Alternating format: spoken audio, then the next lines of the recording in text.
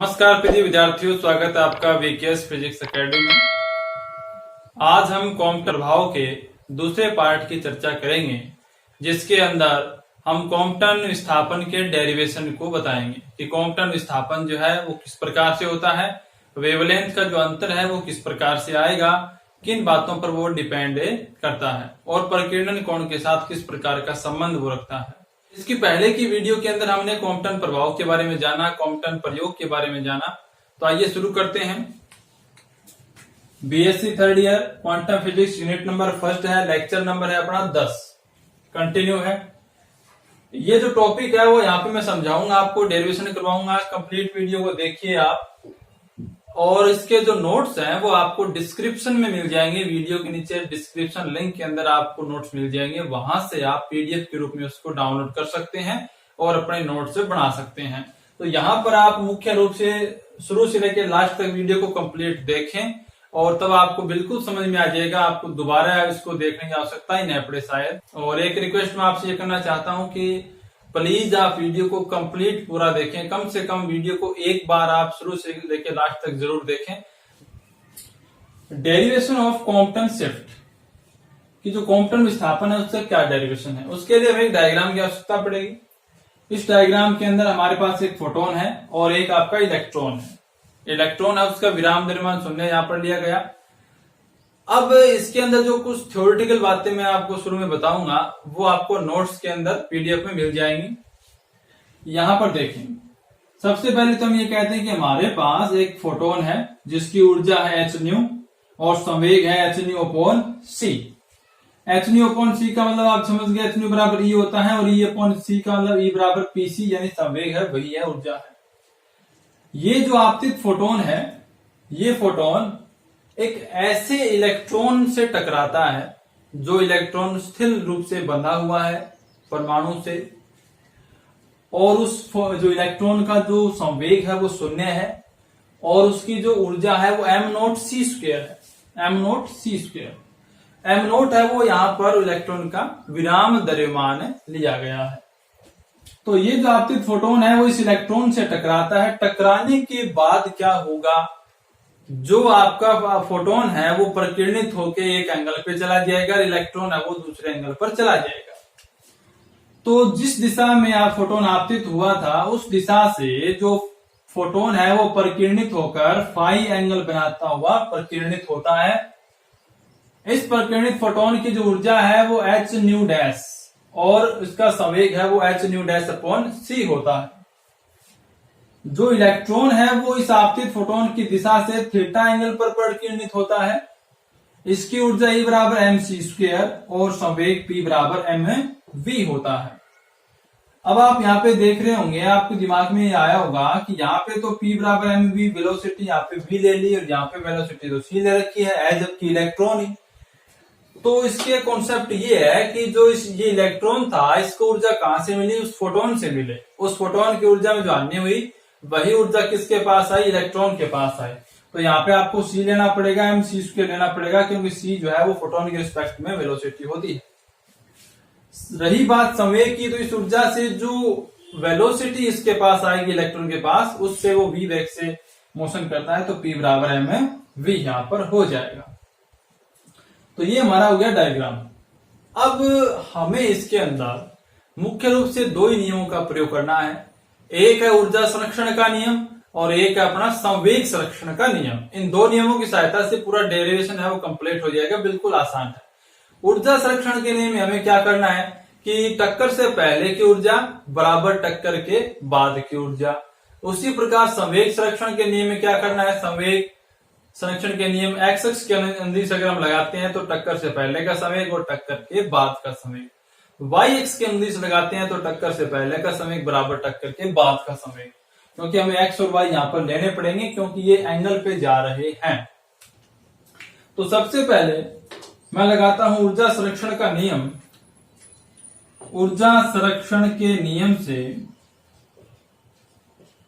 ऊर्जा संरक्षण के नियम से देखिए, ऊर्जा संरक्षण का नियम क्या होगा, टक्कर से पहले ऊर्जा बराबर टक्कर के बाद की ऊर्जा। टक्कर से पहले ऊर्जा देखिए, फोटोन की ऊर्जा कितनी है, एच न्यू है। इलेक्ट्रॉन की ऊर्जा कितनी है, m0c² है, तो प्लस m0c² बराबर, टक्कर के बाद ऊर्जा फोटोन की कितनी है, A2 बराबर h न्यू डैश प्लस के इलेक्ट्रॉन की कितनी है, प्लस के mc²। तो यहां से मैं क्या करता हूं, mc² की वैल्यू को ज्ञात कर लेता हूं। तो mc² बराबर क्या आ जाएगा, ये h न्यू डैश इस साइड में आएगा तो माइनस का आएगा, यहां भी h है यहां भी h है तो h आ जाएगा कॉमन, h कॉमन आ गया, ये न्यू प्लस का और न्यू डैश माइनस का, और ये एज इट इज रह जाएगा प्लस m0c²। इक्वेशन नंबर आ गई एक, ये आ गई पहले इक्वेशन, और ये आ गया ऊर्जा संरक्षण का नियम। अब हम क्या करते हैं, संवेग संरक्षण का नियम लगाएंगे, पहले x अक्ष के अनुदिश फिर y अक्ष के अनुदिश। तो x अक्ष के अनुदिश यहां पे थोड़ा शॉर्ट में लिखूंगा मैं, संवेग संरक्षण के नियम से। तो देखें x अक्ष के अनुदिश संवेग संरक्षण का नियम लगाएंगे, टक्कर से पहले समय कितना है, h new upon c, x अक्ष के अनुदिश है h न्यू अपॉन c बराबर, टक्कर के बाद कितना है, बाद का चाहिए लेकिन x अक्ष के अनुदिश चाहिए। ये जो संवेग है P2 और ये P, ये तो एक एंगल पर है, ये x अक्ष के अनुदिश नहीं है, तो हमें क्या करना पड़ेगा, यहाँ पे घटक बांटने पड़ेंगे वर्टिकल और हॉरिजॉन्टल। तो ये जो फाई एंगल बन रहा है x अक्ष के अनुदिश, यहाँ पर इसके घटक तोड़ेंगे तो ये आ जाएगा कोस का, ये आ जाएगा साइन का। ये h new dash upon c है, तो फाई के रिस्पेक्ट में इसका घटक क्या आएगा, h new dash upon c cos phi, और वर्टिकल क्या आएगा, h new dash upon c sine phi. उसी प्रकार से इलेक्ट्रॉन वाला क्या आ जाएगा, ये थीटा है यहाँ पर, तो ये आ जाएगा mv कोस थीटा, यानी mv का ये घटक होगा यहाँ पर x अक्ष के अनुदिश mv कोस थीटा, और यहाँ क्या आ जाएगा mv साइन थीटा। तो टक्कर के बाद की ये दोनों संवेग हैं वो जुड़ जाएंगे इस साइड में, x अक्ष के अनुदिश यही दो हैं, तो h new dash upon c cos phi plus के mv कोस थीटा। अब मैं क्या करता हूं, यहां से मैं mv कोस थीटा को अलग करूंगा, तो mv कोस थीटा तो एक तरफ रह जाएगा, बराबर h न्यू अपॉन c आ जाएगा, माइनस के क्या आ जाएगा, h new dash upon c और कोस फाई। अब h अपॉन c दोनों में है तो ये आएगा कॉमन, कॉमन लेने के बाद जो c बटे में आएगा उस c को इधर मल्टीप्लाई में कर देता हूं, तो mvc और कोस थीटा बराबर बचा h न्यू माइनस के न्यू डैश कोस फाई। ये समीकरण नंबर आ गई 2। x अक्ष के अनुदिश आ गया अपना, संवेग संरक्षण नियम लगा दिया। अब हम चलेंगे वर्टिकल y अक्ष के अनुदिश। तो y अक्ष के अनुदिश, y अक्ष के अनुदिश संवेग संरक्षण के नियम से क्या होगा, अब देखें टक्कर से पहले y अक्ष के अनुदिश कोई संवेग नहीं है, तो ये क्या होगा, 0। ये कंडीशन जो हम लगा रहे हैं ये आप 11th क्लास में भी पढ़ चुके हैं, बीएससी फर्स्ट ईयर में भी पढ़ चुके हैं। इधर हो जाएगा 0। यहां पर देखें टक्कर के बाद जो वर्टिकल कंपोनेंट है आपका वो mv साइन थीटा, तो इलेक्ट्रॉन के लिए होगा समय का घटक, और h new dash upon c sine phi किसके लिए होगा, फोटोन के लिए होगा, तो h new dash upon c sine phi, ये तो इसका हो जाएगा, प्लस के mv साइन थीटा, ये किसका हो जाएगा, इस परिकिरणित इलेक्ट्रॉन का y अक्ष के अनुदिश क्या हो जाएगा, संवेग का घटक। अब मैं यहां से mv साइन थीटा को अलग करूंगा, देखो अलग क्यों कर रहा हूं, यहाँ इस साइड में कोस आ रहा है, इसको साइन ले आऊंगा तो जब वर्ग करके जोड़ूंगा तो 1 बन जाएगा, ये सर्वसमीका का यूज कर लेंगे हम mv, और यहाँ पे इधर लेके आने के बाद यहाँ जो c है बटे में इसको मैं मल्टीप्लाई कर लेता हूं, तो mv c और साइन थीटा। अब ये तो एक साइड है ही, इसको इधर लेके जाऊंगा तो ये माइनस का बनेगा, c को इधर मल्टीप्लाई कर ही दिया तो minus h new dash sine phi, ये आ गया, समीकरण नंबर आ गई 3। अब हम क्या करेंगे, समीकरण नंबर 2 और 3 का वर्ग करके जोड़ेंगे। समीकरण 2 व समीकरण 3 का वर्ग करके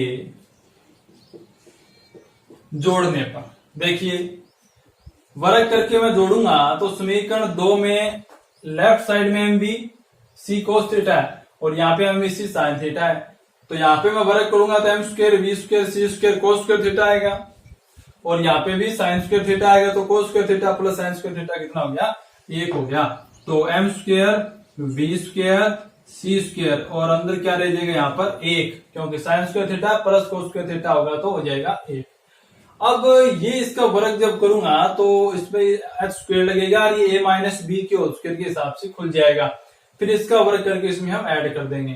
तो मैं पहले इसका वर्ग कर लेता हूं, देखो एच स्क्वायर, फिर क्या आएगा न्यू स्क्वायर, फिर क्या आएगा प्लस के new dash square cos square phi, a minus B का होल स्क्वायर मैं लगा रहा हूं सर्वसमी का, फिर माइनस के 2 न्यू डैश अरे कोस फाई, ये हो जाएगा। इसके अंदर जोड़ना क्या है, समीकरण 3 का वर्ग करके जोड़ना, यानी माइनस माइनस क्या हो जाएंगे plus H square nu dash square और साइन स्क्वायर है फाइव। अब देखेंगे कि यहाँ पर एच स्क्वायर है, यानी इसमें जो एच स्क्वायर आया अपना और इसमें भी एच स्क्वायर आएगा, तो ये तो कॉमन आ जाएगा। यहां से मैं इसको कॉमन ले लेता हूं, M square B square C square बराबर एच स्क्वायर कॉमन आ गया। कॉमन आने के बाद आप देखेंगे तो क्या बचेगा, यहाँ पे न्यू स्क्वायर बचेगा। यहां पे देखें आप, ये तो कॉमन आ ही जाएगा बाहर, ये new dash square cos square phi है और ये new dash square sine square phi है, तो ऐड करूंगा तो फिर से सर्वसमीका बन जाएगी, इनका मान हो जाएगा 1 और बचेगा क्या न्यू डैश स्क्वायर, और माइनस में क्या रह गया -2 न्यू डैश कोस फाई हो रह गया, -2 न्यू डैश कोस फाई। ये समीकरण नंबर आ गई 4। अब अपने क्या करना है, समीकरण 4 आ गई, इसको आगे और भी कर सकते हैं, स्क्वायर के अंदर मल्टीप्लाई करेंगे हम। पहले समीकरण 1 का वर्ग करते हैं, समीकरण 1 का वर्ग करने पर, अब समीकरण 1 का वर्ग करेंगे हम, ये तो एम स्क्वायर सी की 4 बन जाएगा, ये पूरा वर्ग होगा इसका। 1 का वर्ग किया मैं, देखो एम स्क्वायर सी की 4, एम स्क्वायर सी की 4 बराबर, यहां क्या आएगा, पहले देखो इसको इस प्रकार से करना पड़ेगा, तो ये इतना a है ये b है, तो ये a प्लस b टोटल है, इसके अंदर a माइनस b और बन रहा है, तो ये थोड़ी कैलकुलेशन यहाँ पे लंबी हो जाएगी अपनी। तो देखिए यहाँ पे क्या आएगा एच स्क्वायर, ये जो है आपका, ये क्या आएगा न्यू माइनस न्यू डैश, एक बार मैं इसको ऐसे कर देता हूं, न्यू माइनस न्यू डैश की होल स्क्वायर आ गया। फिर हम क्या करेंगे, इसके होल स्क्वायर करेंगे, तो कितना आएगा ये एम नॉट स्क्वायर सी की 4, ठीक है, a प्लस बी और फिर प्लस के 2 एक भी और होता है, तो प्लस के 2 H nu minus new dash और M not C square, M not C square. ये तो हमने टोटल पहले इसका बना लिया a प्लस बी के होल स्क्वायर के हिसाब से। अब ये वाला जो होल स्क्वायर हो रहा है a माइनस बी, इसको भी हम खोल देते हैं, तो हमारे पास कितना आ जाएगा एम स्क्वायर सी की 4 H square new square plus new dash square -2 new dash और प्लस के एम नॉट स्क्वायर सी की 4 plus 2h new minus new dash M not C square. यह आ गई 5 नंबर समीकरण। अब हम क्या करेंगे, समीकरण नंबर 5 में से समीकरण नंबर 4 को घटाना है, बस घटाते ही अपना रिजल्ट आ जाएगा, ये माने आप। ये समीकरण 4 है, वो समीकरण 5 है, इसमें से घटाएंगे। तो घटाने के लिए आप देखें, पहले लेफ्ट साइड देखें आप, इसमें है M square B square C square और उसमें है एम स्क्वायर सी की 4, तो एम स्क्वायर सी की 4 माइनस में एम स्क्वायर बी स्क्वायर और सी स्क्वायर बराबर, बराबर में राइट साइड घटानी है। तो राइट साइड में इसमें देखो एच स्क्वायर वी स्क्वायर है, मैं इसके अंदर मल्टीप्लाई कर देता हूँ, फिर अपने को इसमें काटने में आसानी रहेगी, थोड़ा सा स्टेप ज्यादा होगा। देखें यहाँ पे मैंने पहले समीकरण 5 को लिखता हूँ, फिर इसमें से माइनस करके समीकरण 4 लिख दूंगा, तो अच्छे से समझ में आ जाएगा अपने।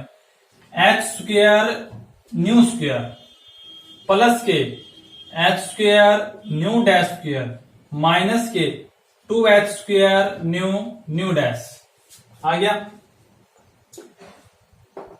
प्लस के m नॉट स्क्वायर सी की 4 प्लस के 2h m not C square new minus new dash.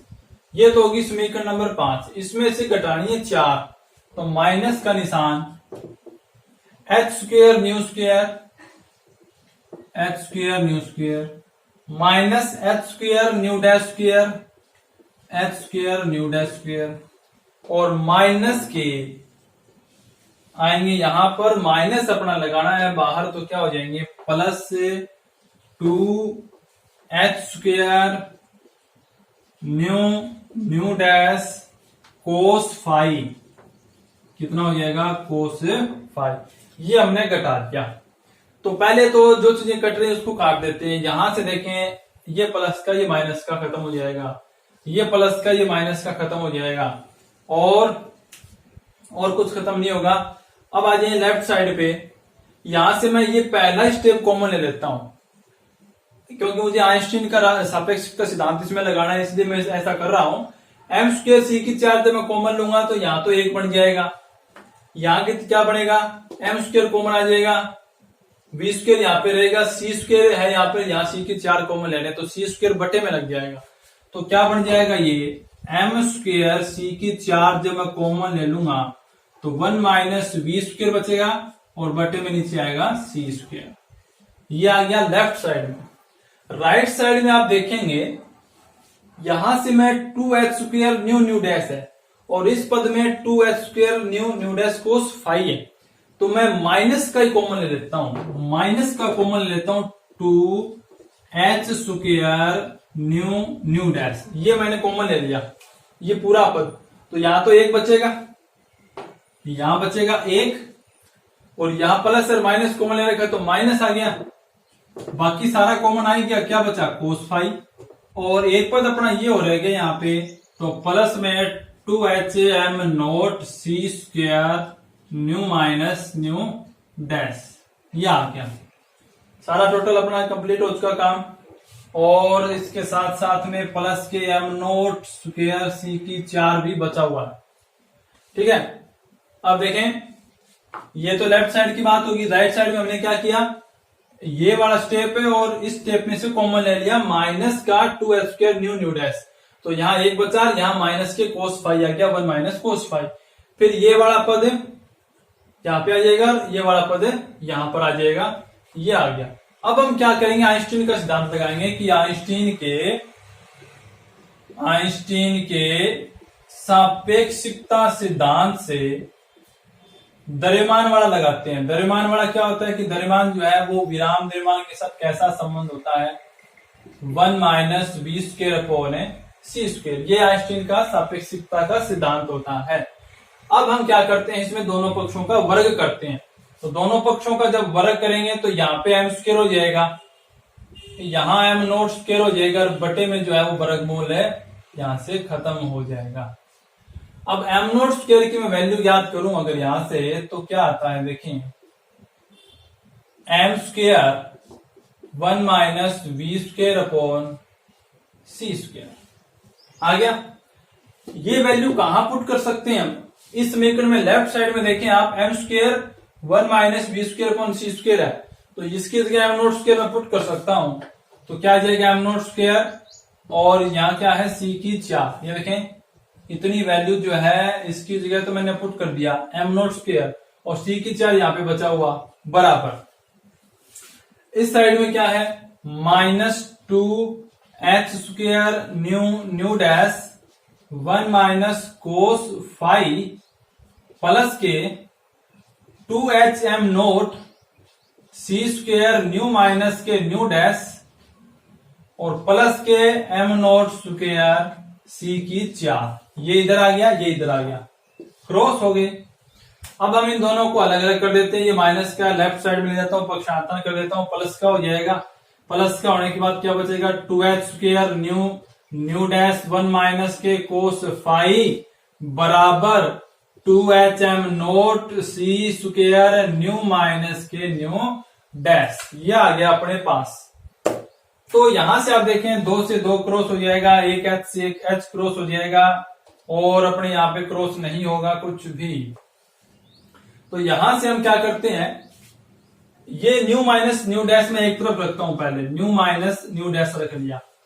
अब इसके बटे में ये जो न्यू डैश का मल्टीप्लाई आवर्तियों का, ये ले जाता हूं, न्यू डैश, ये कर लिया। बाकी जो बच गया उसको अलग कर दो बराबर के निशान। तो न्यू माइनस न्यू डैश इधर था, न्यू डैश में इधर लेके आया, तो यहां देखें एक h कट गया था, लेकिन एक h तो बचा यहां पर। तो h बटे यहां पे इसके साथ और क्या बचा, 1 माइनस कोस फाई बचा हुआ है, इधर क्या बचा हुआ है, एम नोट बचा हुआ है, और सी स्क्वायर बचा हुआ है, एम नोट और सी स्क्वायर, ये इस साइड में बचे हुए हैं। ये आ गया आवर्तियों का पद। इसको चेंज करना है अपने को अब वेवलेंथ के अंदर, तभी हम जो कॉम्पटन विस्थापन है वेवलेंथ फॉर्म में ज्ञात कर पाएंगे। अब देखिए कि हम जानते हैं कि जो लैम्डा होता है वो सी अपॉन न्यू के बराबर होता है, v बराबर एन लैम्डा जो फॉर्मूला है। तो अगर मैं यहाँ पे लैम्डा डैश लिखूंगा तो सी अपॉन न्यू डैश के बराबर होगा। तो अगर मेरे पास मुझे करना हो लैम्डा डैश माइनस लैम्डा, तो मुझे क्या करना होगा, सी अपॉन न्यू डैश माइनस सी अपॉन न्यू, ये हो जाएगा।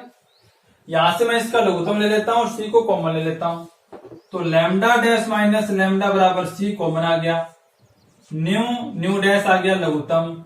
तो यहाँ पे न्यू डैश है, यहाँ पे जब करूंगा तो क्या आएगा, न्यू माइनस के न्यू डैश, ये आ गया अपना। अब इसकी जो वैल्यू ये है, ये यहाँ पे हम पुट कर देंगे, तो एक सी से ये ऊपर वाला सी है वो खत्म हो जाएगा। तो लैम्डा डैश माइनस लैम्डा बराबर क्या आ जाएगा, सी upon M note C square, और इसके ब्रैकेट में क्या है, 1 माइनस कोस फाइव। इसकी वैल्यू हमने ये पुट कर दी, एक सी से एक सी ये क्रॉस हो चुका है, और h ऊपर और है, ये h आ गया। तो यहाँ पे एम नोट सी आ गया नीचे। अब हमारे पास फाइनल रिजल्ट जो है वो क्या आ चुका है, देखें आप, लैम्डा डैश माइनस लैम्डा बराबर h अपॉन एम नोट सी 1 माइनस कोस फाइव। दोस्तों यही फॉर्मूला है वो कॉम्पटन विस्थापन का है, इसे ही कॉम्पटन विस्थापन कहते हैं। और ये जो अनुपात आपको दिखाई दे रहा है h अपॉन एम नोट सी, इसकी जो विमा है वो वेवलेंथ के तुल्य होती है, इसलिए इसे कॉम्पटन तरंग धैर्य के नाम से जाना जाता है, और लैम्डा सी कॉम्पटन वेवलेंथ के हिसाब से इसको दिखाया जाता है। तो फॉर्मूला इस प्रकार से बना सकते हैं हम, बराबर लैम्डा सी 1 माइनस कोस फाइव। ये तो आ गया अपना फॉर्मूला। अब अगर हम इस कॉम्पटन वेवलेंथ की बात करें, सिर्फ कॉम्पटन वेवलेंथ की, तो कॉम्पटन तरंग धैर्य लैम्डा सी बराबर क्या है, h अपॉन एम नोट सी है। तो मैं डायरेक्ट वैल्यू रख रहा हूं, h की वैल्यू कितनी होती है, 6.224 इंटू 10 की पावर माइनस 34, एम नोट विराम द्रव्यमान है इलेक्ट्रॉन का 10 की माइनस 31 इंटू सी, यानी 3 गुना 10 की पावर 8। इसकी जो वैल्यू कैलकुलेट करेंगे तो आएगा 0.0242 एंगस्ट्रॉम। कॉम्पटन वेवलेंथ है वो इतनी आती है। अगर हम यहां पर, अब देखो ये तो कॉम्पटन वेवलेंथ आ जाती है लैम्डा डैश माइनस लैम्डा, इसको आप डेल लैम्डा कह सकते हैं, ये आ जाएगी। अगर हम एंगल दिखाना चाहें, वो फाइनाइट एंगल दिखाना चाहें, मान लो कोस 0 का मान है ये, अगर 0 एंगल पे हम बात करते हैं तो कितनी आएगी, कोस 0 का मान 1 होगा, 1 माइनस 1 0। फिर तो ये जो कॉम्पटन विस्थापन है वो होगा ही नहीं, फिर तो जो वेवलेंथ का जो डिफरेंट आना है वो नहीं होगा, वो सेम रहेगा। लेकिन अगर हम 180 ले लेते हैं, कोस 180, तो कोस 180 लेने से कितना होगा, -1 होगा, -1 और -12 +1 कितने होंगे, 2। तो उस कंडीशन में जो कॉम्पटन विस्थापन है लैम्डा डैश माइनस लैम्डा, जिसे डेल लैम्डा भी कह सकते हैं, वो होगा अधिकतम, और उसकी वैल्यू जो है वो कितनी हो जाएगी, उसकी वैल्यू हो जाएगी, देखें ये तो इतना तो आ ही रहा है 0.0242 इंटू यहां से कितना बढ़ेगा cos 180 करने पर, cos 180 करूंगा -1 और माइनस प्लस यानी 1 + 1 यानी 2, इसका 2 गुना हो जाएगा यानी 0.0484 एंगस्ट्रॉम। ये अधिकतम कॉम्पटन विस्थापन जो है वो हमारे पास आता है। तो ये था दोस्तों कॉम्पटन विस्थापन।